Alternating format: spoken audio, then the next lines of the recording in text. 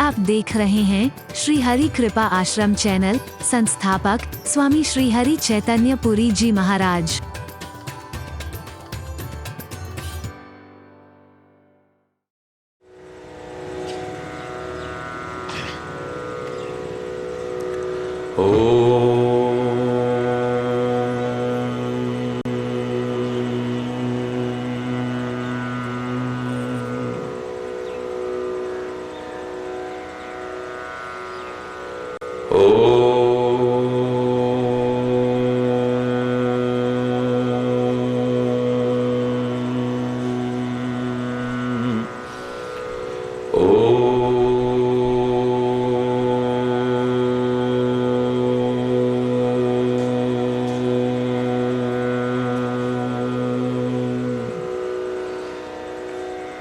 सर्वे भवन्तु सुखिनः, सर्वे सन्तु निरामयाः, सर्वे भद्राणि पश्यन्तु, मा कश्चित् दुःखभाग् भवेत्। ॐ शान्ति शान्ति शान्ति।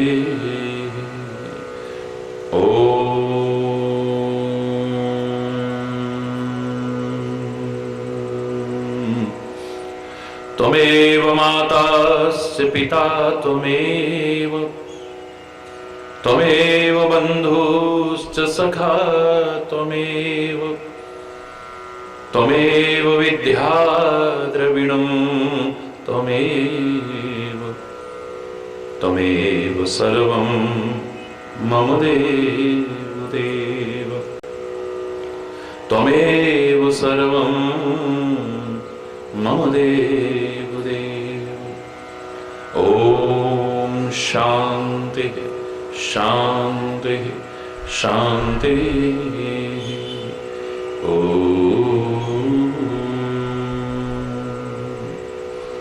ध्यानमूलं गुरुर्मूर्ति, पूजामूलं गुरुपदं, मन्त्रमूलं गुरुर्वाक्यं, मोक्षमूलं गुरुकृपा।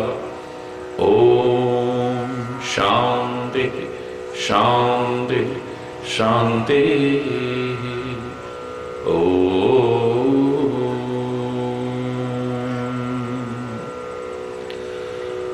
सर्वमङ्गलमाङ्गल्ये शिवे सर्वार्थसाधिके, शरण्ये त्र्यम्बके गौरी नारायणी नमोस्तुते।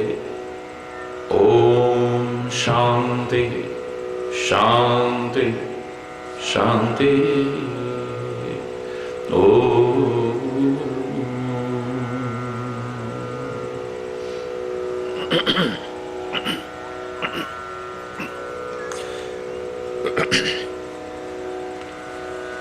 मुझे गर्ज न हो सहारों की,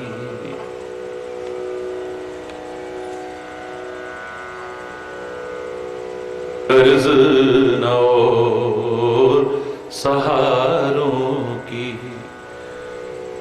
एक तेरा सहारा काफी है।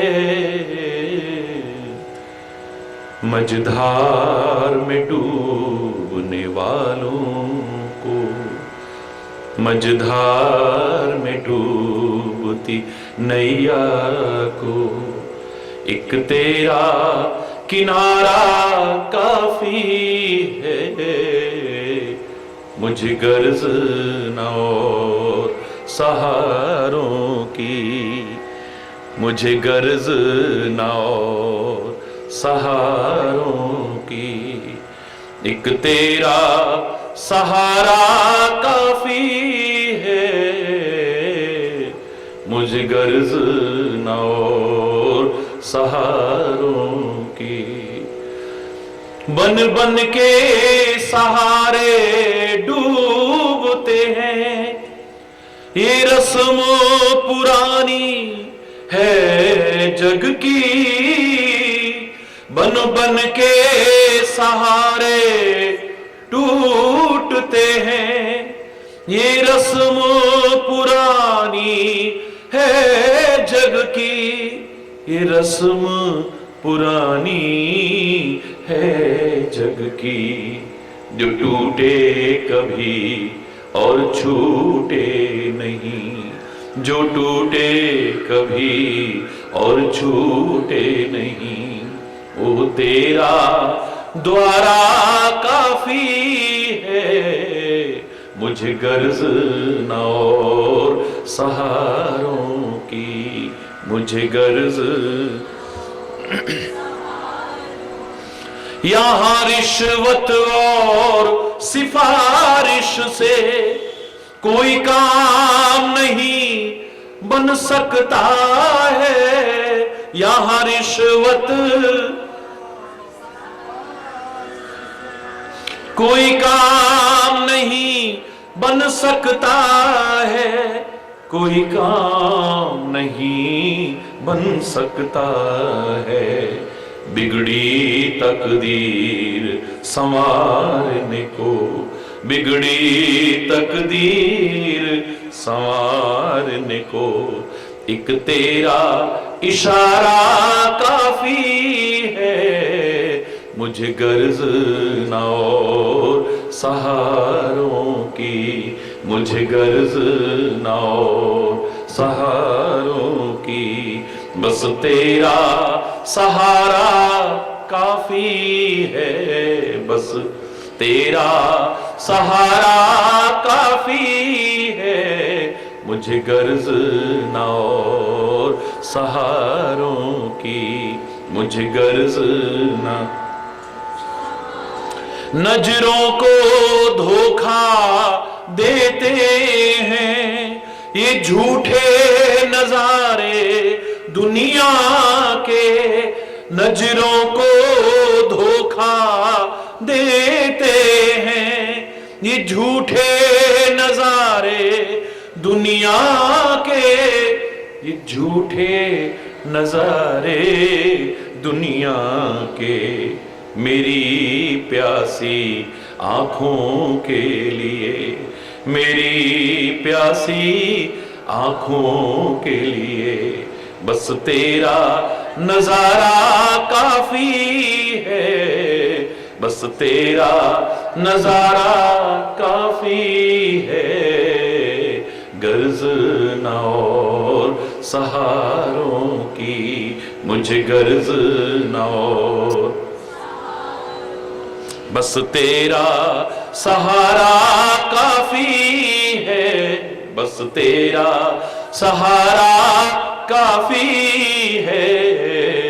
गर्ज न और सहारों की, मुझे गर्ज न और सहारों की, मुझे गर्ज न और सहारों की।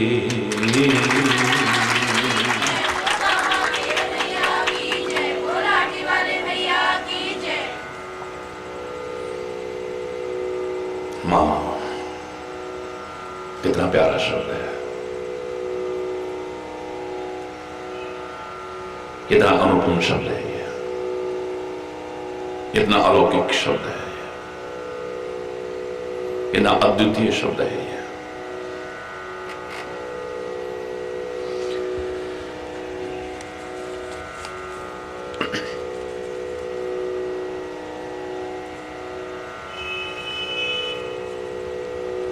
और जिसके साथ भी जुड़ा है उसी से कितना सुंदर मार्गदर्शन मिलता है हमें। भारतीय संस्कृति में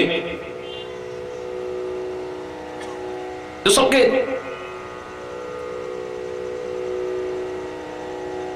मार्गदर्शन के लिए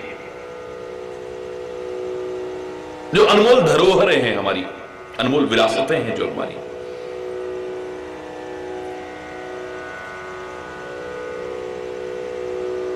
सबके साथ मां शब्द जुड़ा है।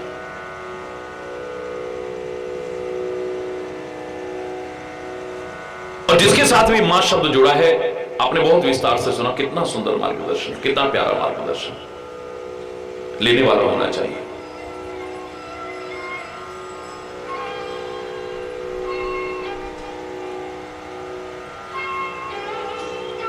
गुणग्राही बनकर के सीखने की कोशिश करें बस। आप तो बहुत विस्तार से सुन रहे हो, अगर तुम गुणग्राही बन जाओ ना, मैं दावे से कह रहा हूं,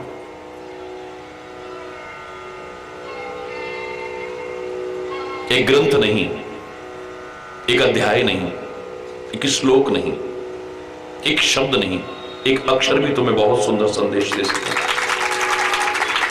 गुणग्राही, वरना सारी जिंदगी भी सुनते रहे तो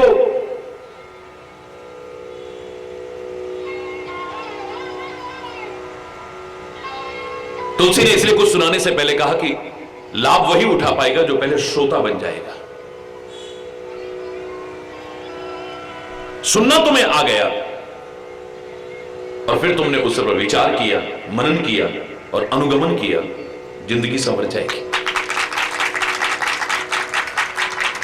श्रोता सुमति सुशील शुचि कथा रसिक हरिदास। कैसा होना चाहिए श्रोता? खाली शरीर से यहां बैठ करके और सुनने बैठ, हरि बोल। सबसे पहले सुमति होना चाहिए, अच्छी मति होनी चाहिए। अच्छी और बुरी मति की पहचान क्या है? कि जिसे अपने शत्रु मित्रवत लगने लगे और मित्र शत्रुवत लगने लगे, समझ लो कुमति है उसकी। जो भला चाहते हैं वो दुश्मन की तरह लगे, आदमी उनसे कटना शुरू हो जाए, उनसे दूर होना शुरू हो जाए। ऐसी कुमति, ऐसी विपरीत बुद्धि तभी आती है जब हमारा विनाश का समय करीब आता है। विनाश का तात्पर्य नहीं कि हमारा शरीर नष्ट हो जाएगा, जब हमारे अच्छे संस्कार नष्ट होने का समय आता है, अच्छी बुद्धि नष्ट होने का समय आता है, सद्गुण नष्ट होने का समय आता है, सद्व्यवहार नष्ट होने का, जब सब अच्छाइयां हमसे दूर होने के करीब आती हैं, विपरीत बुद्धि पैदा होती है हमारी। जब हमें अपने हित की बात,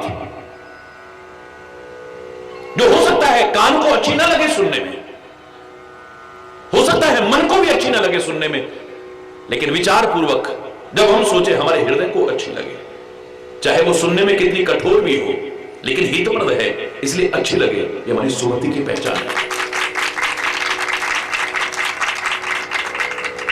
हमारी भलाई के लिए जो कहा जा रहा है वो हमें बुरा लग रहा है तो समझ लो हमारी कुमति है ये। और हमारी भलाई के लिए चाहे कठोर से कठोर बात भी क्यों ना की जाए, जैसे कड़वी दवाई भी अगर हमारी हितकारी है हम उसे लेते हैं, सहर्ष स्वीकार करते हैं। अगर हम रोग विमुक्त होना चाहते हैं तो डॉक्टर हमें चाहे मीठी गोली देता है तो भी हमें अच्छा लगता है, कड़वी गोली देता है तो भी हमारी भलाई के लिए, हम जानते हैं। वो चीरा लगाता है, ऑपरेशन करके अंगों को फाड़ता है, या जहर आगे फैलने लगे तो हमारे किसी अंगों को काट के भी फेंक देता है, पर हम जानते हैं इसमें हमारी भलाई छुपी है, हमारी बुराई नहीं है। डॉक्टर की कोई दुश्मनी नहीं है।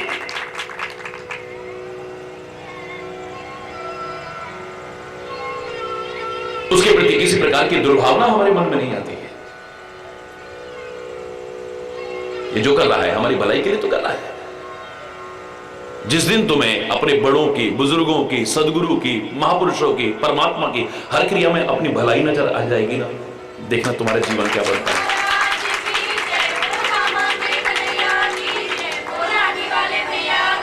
जब तुम्हें हित नजर आने लग जाए, यही सुमति की पहचान है।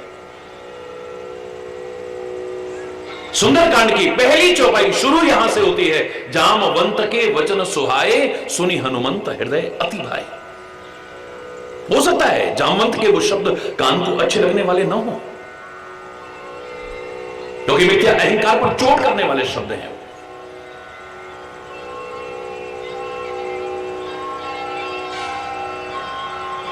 कहां तो चुपचाप बैठा हुआ है हनुमान, और जब सदगुरु मार्गदर्शक जामवंत ने शक्तियों को जागृत किया है तो कहता है खारा सागर मेरे लिए क्या है, इसको तो खेल ही खेल में लंघ जाऊंगा मैं। और सेना सहित रावण को मार करके लंका नहीं, लंका जिस त्रिकूट पर्वत पर स्थित है उस त्रिकूट पर्वत को ही उठा करके ले आऊंगा मैं। ये मेरे लिए कौन सा मुश्किल है, ये तो चुटकियों का काम है। ये गया और ये आया, देखो तुम सीता की खोज करने की बात कर रहे हो। राक्षस सहित रावण को मार करके लंका नहीं, त्रिकूट पर्वत जहां लंका स्थित है उसी को उखाड़ करके ले आऊंगा मैं। तो बस समझदारी इसमें होती है अपने बड़ों के सामने प्रार्थना करते रहना कि जही विधि होए नात हित मोरा करो सुबेगी दास में तोरा। मेरी भलाई किसमें है, यही करना। जामवंत तुम कहो वो भाई, मैं ही कर सकता हूं, आपकी कृपा से मेरे अंदर शक्तियां जागृत हो चुकी हैं। मैं अपने आप को पहचान चुका हूं, मैं अशक्त नहीं हूं, मैं निर्बल नहीं हूं, मैं असमर्थ नहीं हूं, मैं असहाय नहीं हूं, परमात्मा की औलाद हूं, परमात्मा के काम के लिए जा रहा हूं, कोई मुश्किल नहीं, नथिंग इज इम्पॉसिबल। लेकिन हे जामवंत तुम कहो विचारी, आप विचार करके कहो मुझे क्या करना चाहिए। बोले ये सब तो श्री राम करेंगे, तुम तो सीता की खोज करके लाओ और श्री राम के चरणों में निवेदित कर दो, बस। बाकी ये सारा काम श्री राम करेंगे और उनकी महिमा सारी दुनिया गाएगी, तब तो भी उनकी महिमा को गाना, बस और नहीं। अब एक आदमी में पहले शक्तियां जागृत करो और वो मैं क्या बताई सब कुछ कर सकता हूं, नहीं नहीं नहीं, शांत। बड़ा अजीब सा लगेगा, वो भी इतनी सेना के बीच में, इतने असंख्य वानरों के बीच में। मिथ्या अहंकार पर चोट लगती है, चोट लगती है। चाहे वो मार्गदर्शक ही हैं, जिनकी कृपा से शक्तियां जागृत हुई हैं, मन में दुर्भावना आ जाती है। देखा इतने लोगों में हमारी इंसल्ट कर दी, इतने लोगों में हमको ये कह दिया, यही तो होता है। अभी बोलना जामवंत के उन वचनों को सुन करके, मिथ्या अहंकार पर प्रहार करने वाले वचनों को सुन करके, सुंदरकांड की सुंदरता यहां से शुरू होती है। सुनी हनुमंत हृदय अति भाए। हो सकता है लोगों के कान को अच्छे लगे न लगे, मन को अच्छे लगे न लगे, लेकिन विचारशील सुमति संपन्न प्राणी को, उसके हृदय को वो शब्द बहुत अच्छे लगे, उसे सुख प्राप्त होगा। कितना अपना समझ करके मेरे से कहा है, मेरी कमियों का एहसास कराया है। अगर मेरे अंदर अहंकार आ जाता, अभिमान आ जाता, तो मैं हनुमान ही नहीं रहूंगा। अभिमान के आते ही भगवान दूर हो जाएंगे, और जब भगवान दूर हो जाए तो कुछ भी संभव नहीं है। उसी हनुमान में जरा सा अहंकार आया था, जरा सा अहंकार। कौन जाएगा संजीवनी बूटी? मैं जाऊंगा। जब मैं था तब हरि नहीं, हरि बोल।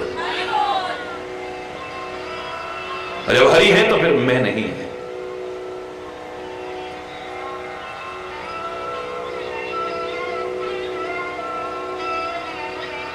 जिसने इतने असंभव काम संभव करके दिखा दिए, जिसने इतने कठिन काम सरल करके दिखा दिए, और सरल काम भी मुश्किल होते जा रहे हैं, उसी हनुमान के लिए। कोई कितना भी वेश बदल करके बैठा हो, हनुमान एक क्षण में पहचान जाता था। कितना भयानक छल वो सिंगिका नाम की राक्षसी सागर में रह करने लगी, लेकिन हनुमान ने तासु कपट कभी तुरंत ही छीना। ताहि मार मारो तो सुतवीरा वारिधि पार, एक क्षण का विलंब नहीं किया है, उसके कपट को तुरंत पहचान गए। लंकिनी ने रोकने की कोशिश की, रुकावट को एक सेकंड ही टिकने दिया है, और कालनेमी उसको क्यों नहीं पहचान पाए? हरि बोल। प्रश्न उठता है, हनुमान जी तो भगवान का स्वरूप है। हमको सिखाने के लिए कहा है कि अगर सतर्क ना रहे तो ऐसों के मन में भी जरा सा अभिमान आ गया, वो भगवान से दूर हो जाएंगे। अगर तुम्हारे मन में अभिमान आया तो भगवान के करीब कहां रह पाओगे? और जब भगवान के करीब अपने आप को नहीं रख पाओगे तो वही फिर जो असंभव संभव हो रहा था, अब संभव भी असंभव हो जाएगा। जो कठिन सरल हो रहा था, अब सरल भी कठिन हो जाएगा तुम्हारे लिए।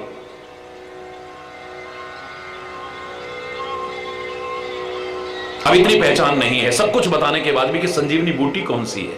हरि बोल। कितनी सी ले आते बड़े आराम से, पूरा पहाड़ उठा के। ताकत का वर्णन नहीं है खाली, यानी इतना सरल काम इतना कठिन हो गया। दोनों पहलू पर विचार कीजिए। मैं खुला निमंत्रण कर रहा हूं। इतनी सी बूटी लाने से काम चल सकता था, पहाड़ लाने की आवश्यकता पड़ रही है।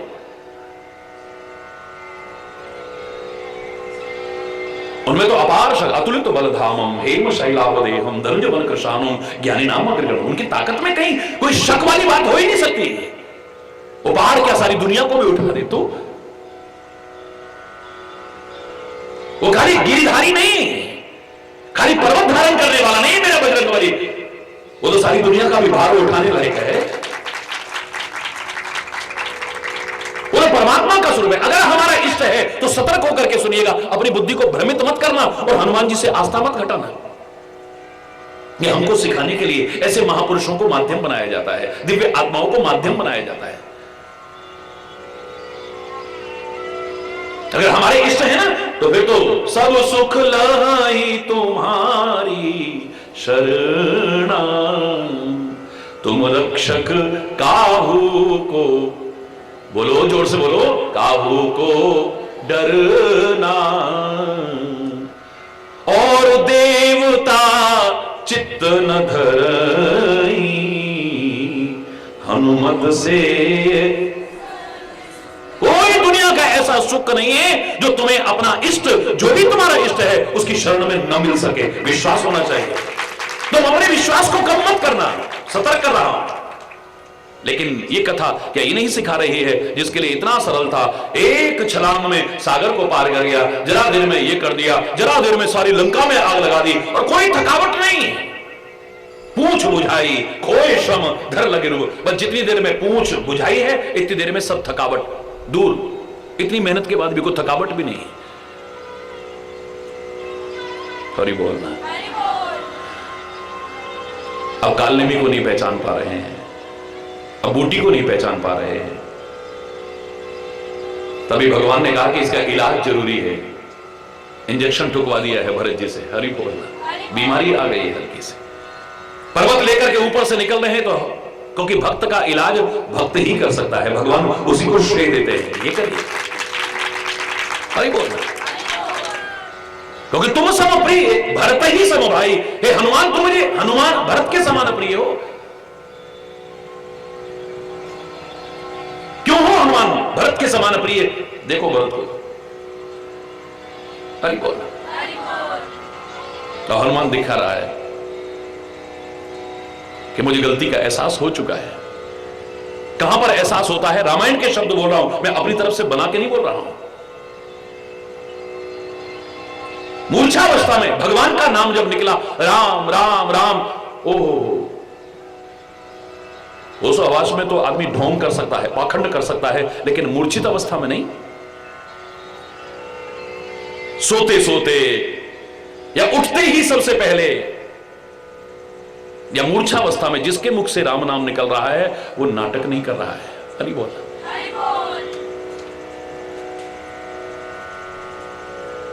हनुमान जी ने भी विभीषण को किस बात पर पहचाना था कि ये सज्जन है? राम राम ते ही सुमिरन। सोते ही उठते ही सबसे पहले राम राम बोला है। कोई नहीं देख रहा है, कोई नहीं उठ रहा है, उस समय तुम्हारे मुंह से राम राम निकला। इसको ढोंग नहीं कर रहे हो, पाखंड नहीं कर रहे हो, दुनिया को दिखाने के लिए नहीं कर रहे हो। 10 लोग बैठे हो उस समय तुम बैठ जाओ, हरि बोलना, जोर से बोलना। हो सकता है उसमें भी गारंटी नहीं कि भाई हमेशा ढोंग पाखंड ही हो सकता है उसमें कहीं दिखावटीपन हमारे मन में आ जाए कि सब कहें हाँ ये बहुत पूजा करते हैं, बहुत पाठ करते हैं। हो सकता है, डर है इस बात का। मूर्छावस्था में राम नाम निकल रहा है, ये तो भगवान का बहुत प्रिय भक्त है। कोई पहले ही मुझसे अपराध हुआ, मेरी वजह से राम इतने कष्ट उठा रहे हैं, अब और भारी अपराध, उनके भक्त को मैंने कष्ट पहुंचा दिया। मैंने तो सोचा कोई अयोध्या के ऊपर से शत्रु न जा रहा हो, इसलिए बिना फर का बाण मारा था, मृत्यु न हो। लेकिन हे प्रभु, हृदय से प्रार्थना की है कि अगर मैं तन मन धन से आपके अलावा कुछ और नहीं चाहता हूं, मेरे हृदय में आपके अलावा कुछ नहीं है, तो इस वानर का श्रम भी दूर हो जाए, कष्ट भी दूर हो जाए और इसे पता भी ना लगे कि मुझे ऐसा हुआ था। बिल्कुल वैसा ही हुआ। सकुशल उठ करके हनुमान जी खड़े हो गए। कहो कौन हो तुम, सारी कथा क्या सुनाई है? हाँ, अगर सूर्यास्त से पहले तुम नहीं पहुंचे तो गड़बड़ हो जाएगा, सूर्य उदय अगर हो गया तो मामला गड़बड़ हो जाएगा। ऐसा करो, अब तो देर होने वाली है, रात काफी बीत चुकी है, बैठो।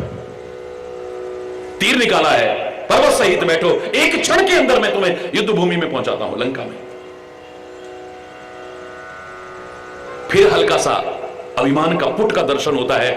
मोरे भार चलहि किमि बाना, मेरा इतना भार और इतना बड़ा पर्वत, हे तीर मेरे भार से चलेगा कैसे? भरत जी इशारा करते हैं, प्रभु कृपा से। तो समझदार के लिए इशारा काफी है। हनुमान जी समझ गए कि कहीं गड़बड़ हो रही है मुझसे, तभी इतनी बाधाएं आ रही हैं, इतनी रुकावटें आ रही हैं, इतनी परीक्षाएं आ रही हैं, और मैं उनको पार नहीं कर पा रहा हूं। आना अलग बात है, लेकिन उनको सहज में जो पार कर जाता, आज क्या हो रहा है मेरे को? तुरंत समझ में आ गया। बोले भरत जी महाराज, आपके चरणों में प्रणाम, अब आपके तीर की आवश्यकता मुझे नहीं है। क्यों? अगर विलंब हो गया तो? बोले जब आप पर भगवान की कृपा से आपका तीर पर्वत सहित मुझे युद्ध भूमि में एक क्षण में पहुंचा सकता है, तो प्रभु कृपा से मैं एक क्षण में स्वयं क्यों नहीं पहुंच सकता हूं? तीर की आवश्यकता नहीं है मुझे। परमात्मा की कृपा से विमुख हो गया था, एक क्षणिक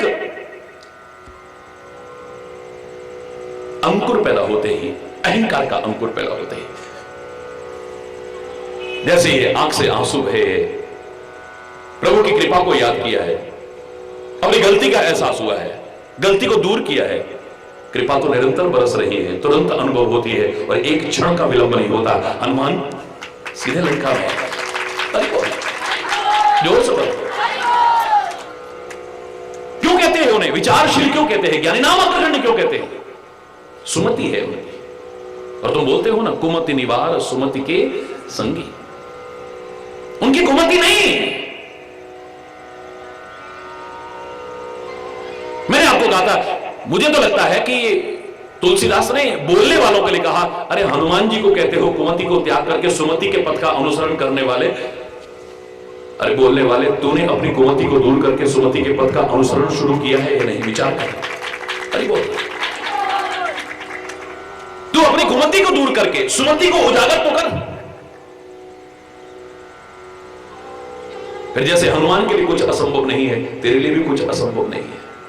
वो भी कठिन को सरल करके दिखा सकता है, तू भी कठिन को सरल। कवन सो काज कठिन जग माही, जो नहीं होए तात तुम पाही। ऐसा कौन सा काम है, ऐसा कौन सा काम कठिन है, ऐसा कौन सा काम असंभव है हे तात, जो तुम न कर सकोगे? पर भगवान की कृपा को तो साथ रखो, वो रहेगी तभी जब तक सुमति है। अरे बोलना, हमारे माँ बाप ने कुछ कहा हमारी भलाई के लिए, हमें बुरा लग जाता है। हमारे बुजुर्गों ने कहा, हमें बुरा लग जाता है। यहां के संत और सदगुरु भी कह दे, हमें बुरा लग जाता है। फिर उस समय फोटो खींचो शक्ल का, जरा हरि बोलना, जोर से बोलना। हृदय की तो पता नहीं भाव कैसे कैसे चल रहे होंगे, विचार करेगा आदमी तो खुद को शर्म अपने ऊपर आ जाएगी। बाहर भी झलक उड़ता है, अंदर जो चल रहा है। हरि बोलना। कोई भी अच्छी बात, कोई महापुरुष हमारे सामने उजागर कब करेगा? पहले तुम्हारी सुमति होनी चाहिए। ये ना हो कि वो अच्छी बात हमारी भलाई के लिए कहे, देखा मेरे कोई सुना रहे हैं, मुझे गलत समझते हैं, बस और क्या, बस मैं ही हूं, मैं तो, हाँ भाई हम ही बुरे हैं और तो सब अच्छे हैं। अरे बोलना, मैं नहीं कह रहा, रामायण के शब्द पढ़िए। जगत जननी सीता को कुटिया के अंदर ले जाकर के माता अनुसुईया संदेश दे रही है, शिक्षा दे रही है। और मैं कह रहा हूं हमारी बहनों को, हमारी बेटियों को, हमारी माताओं को वो शिक्षा जरूर पढ़नी चाहिए। रामायण के उस संदेश को जरूर पढ़ो। एकांत में ले जाकर के इतनी महान पतिव्रता नारी आपको जाके कहे, ऐसी जो स्त्रियां होती हैं ना, बहुत नीच होती हैं। ऐसी जो स्त्रियां होती हैं ना, बड़ी अधम होती हैं। ऐसी जो स्त्रियां होती हैं ना, बड़ी निकृष्ट होती हैं, जो क्षण भर के सुख के लिए अपना लोक परलोक सारा नष्ट कर लेती हैं।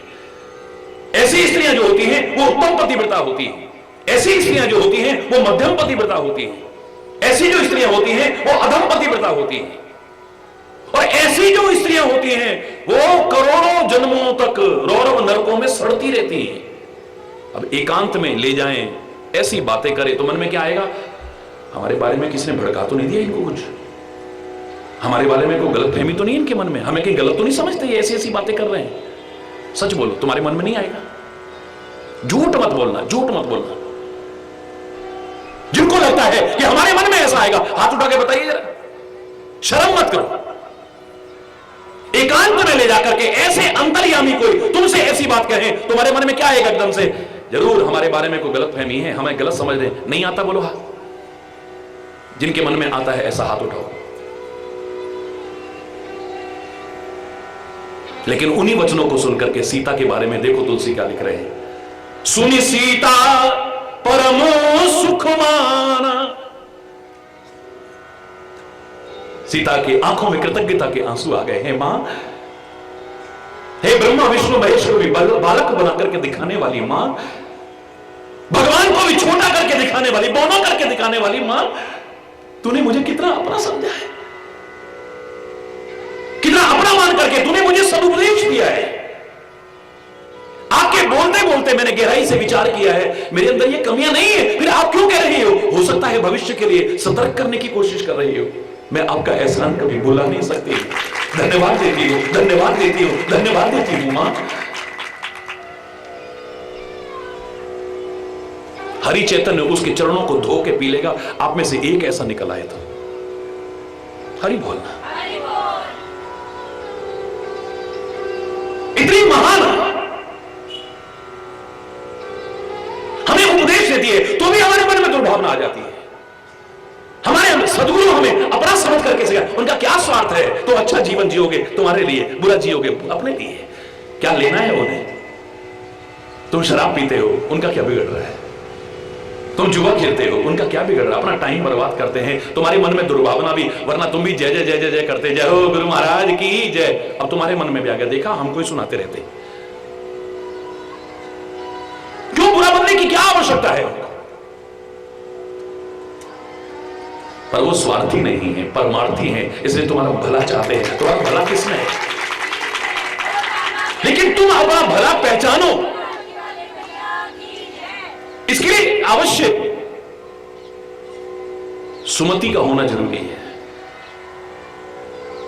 सुनने वाले के मन में अगर सुमति ना हुई तो चाहे भगवान भी कुछ कहेंगे ना, उनके मन में दुर्भावना आ जाएगी, नहीं समझेंगे वो।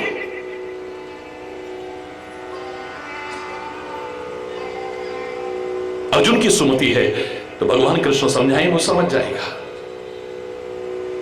लेकिन दुर्योधन को भगवान कृष्ण भी सिखाएं तो पात्र होना जरूरी है,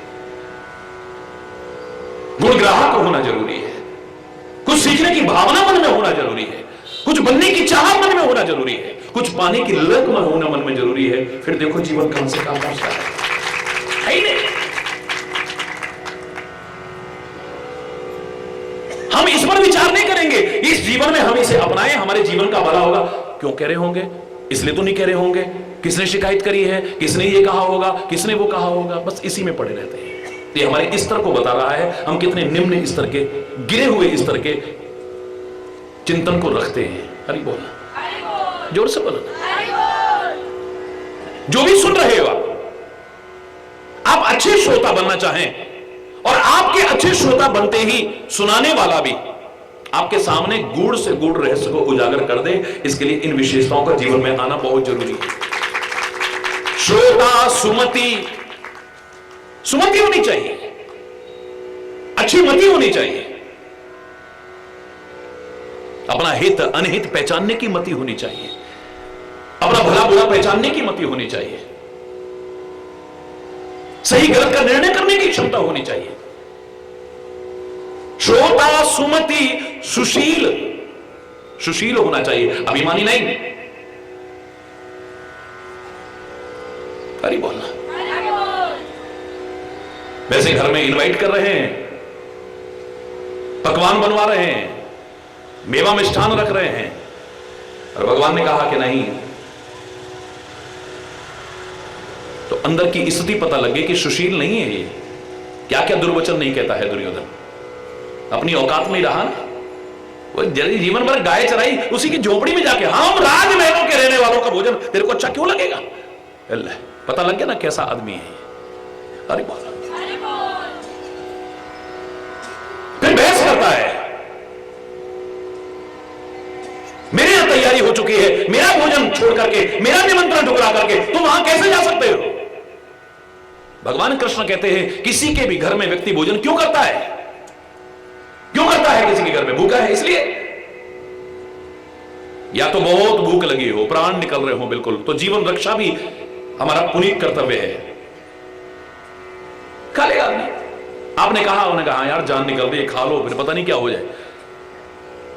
दूसरा, किसी के घर में व्यक्ति भोजन क्यों करता है? उसे कहीं मिलने की उम्मीद ना हो कि आगे कहीं मिलेगा नहीं, रात का टाइम हो गया है, बाजार बंद है, हमारी जान पहचान यहां है नहीं। अब ये कह रहे हैं तो खा लो यार, काहे को भूखे मरना, खा लिया। और तीसरा, सामने वाले का प्रेम हो तो आदमी किसी के घर भोजन करता है।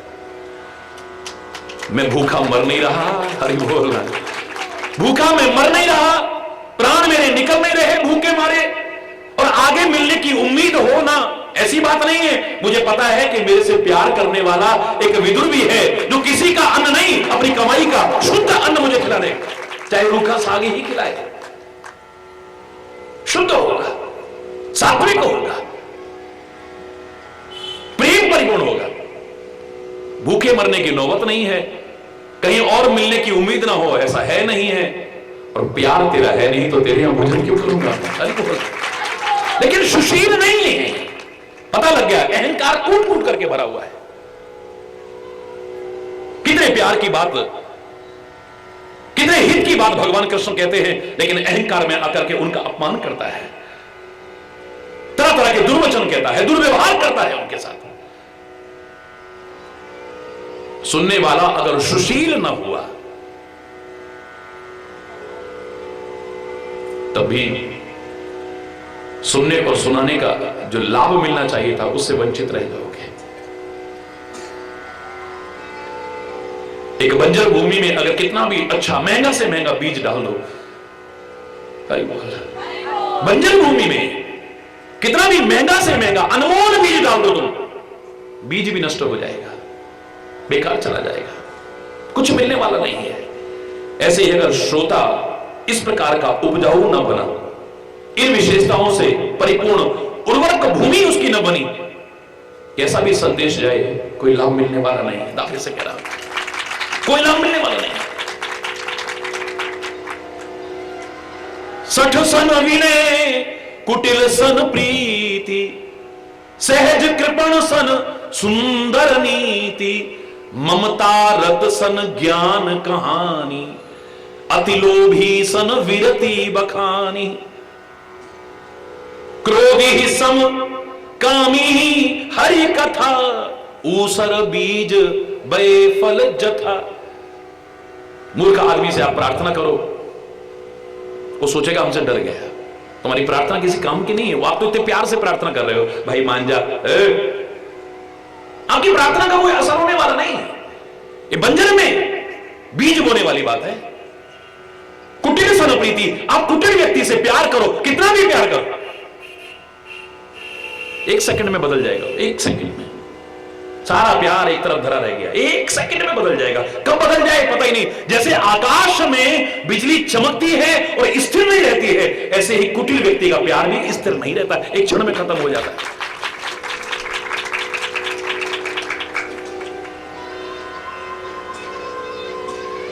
वो कब बदल जाएगा पता ही नहीं। आज आपके गुण गा रहा है, कल को आपकी ही निंदा करने लग जाए, आपकी आलोचना करने लग जाए। आज आपसे प्यार करता है, कल आपसे दुश्मनी करने लग जाए, कोई पता नहीं है। हरि बोल। आज आपको सींचता था वो पानी दे करके, कल आपको काटने की भी कोशिश करे तो कोई बहुत बड़ी बात नहीं। हरि बोल।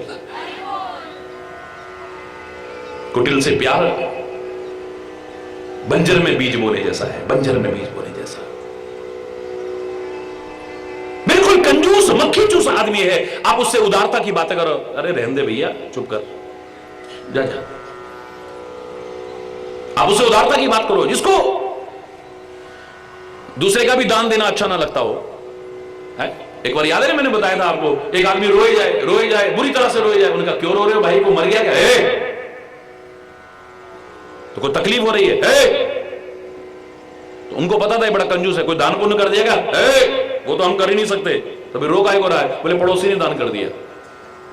तो भाई इसमें रोने की क्या बात है? बोले देख देख करके हमारे बच्चा ना बिगड़ जाए, मेरा कमाया कहीं नष्ट ना कर दे। अरे कल को ऐसे देख देख के उनको भी शिक्षा आ जाए और वो भी अगर कहीं दान पुण्य करने लग गए, मेरा तो सारा कमाया नष्ट हो जाए। अरे बोलना